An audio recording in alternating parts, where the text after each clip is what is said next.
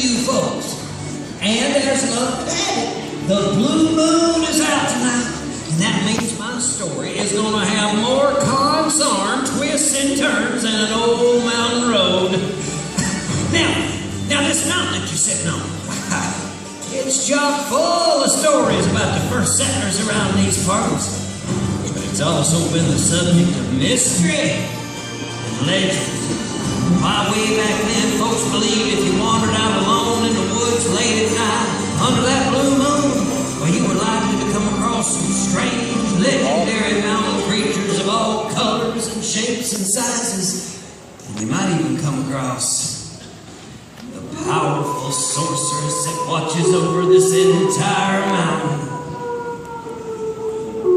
The Boo Hag.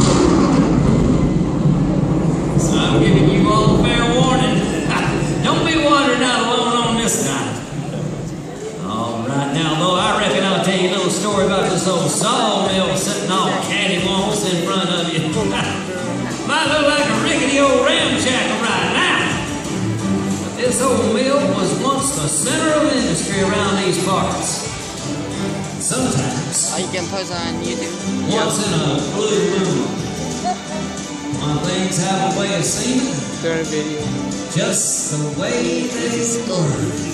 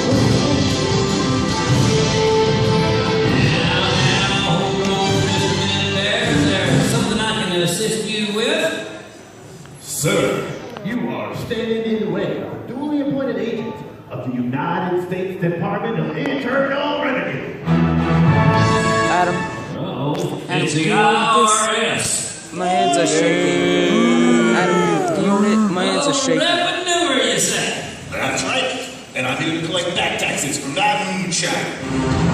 You mean old Harley? Why, you ain't never gonna get nothing from old Harley. Why, he is so poor, he can't even afford to pay attention. It looks like you're out of luck. Well, we'll see who gets the last laugh, mister. You listen to me, and you listen close. If he doesn't pay those taxes, I'm gonna find his little moonshine still and blow it their kingdom come. I'll be back. Buford, where's my gun? Buford! Well, that was close. I don't know why he's after me. I just make a little moonshine for medicinal purposes. Medicinal purposes. Well, how much was in that last batch? 1,100 gallons. 1,100 gallons? I help me favors an epidemic. Hey, listen here, Harley. Just between you and me, where you hiding that moonshine still? Can you keep a secret? Yeah, I can keep a secret. So can I.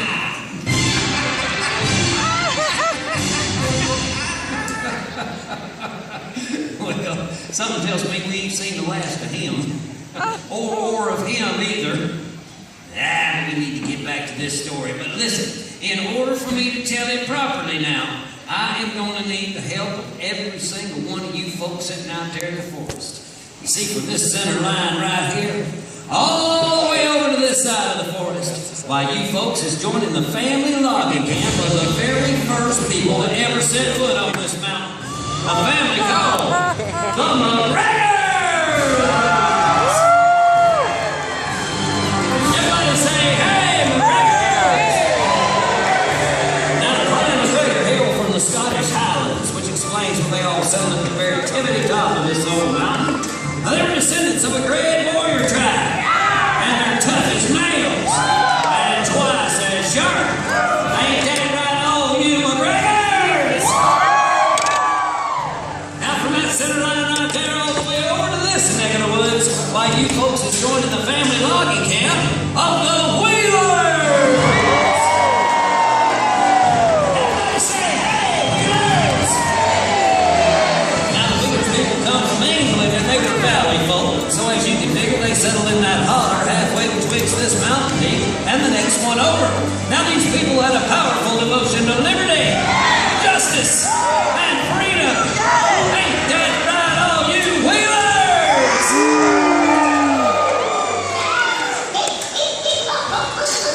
So, what part are we? That old buzzard up yonder now, that is Granny.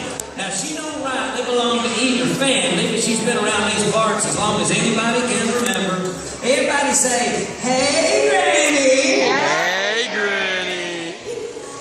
Well, as it turns out, both these families learned to make their living on this mountain by becoming experts at the logging trade. Now, they took great pride in their lumberjack skills, so much family pride that they took to fighting over which family was best suited to run this old sawmill.